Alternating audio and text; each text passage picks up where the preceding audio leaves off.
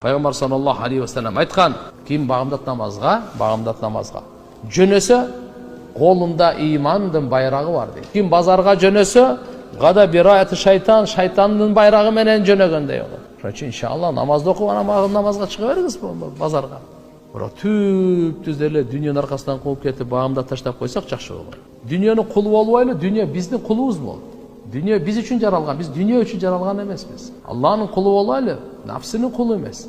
Дүниенин кулу мындайда, акча эмнен айтканын кыласыз да. Сиз айтканыңызды акча кылсын. Бейбечараларга, зекетке, тияка, бияка акча, байлык бар го. Пайгамбарыбыз айткан, бул жакшы түркүк, жакшы жөлөк, туура пайдаланса. Мактоо айтылган. Кандай гана жакшы дейт. Адал мал адал адамдын колунда дейт. Адал мал адал адамдын колундагы бул мактоого татыктуу экен да. Не үчүн? Адал мал, адал адам адал жака сарптайт. Исрапкерчиликке, арамга,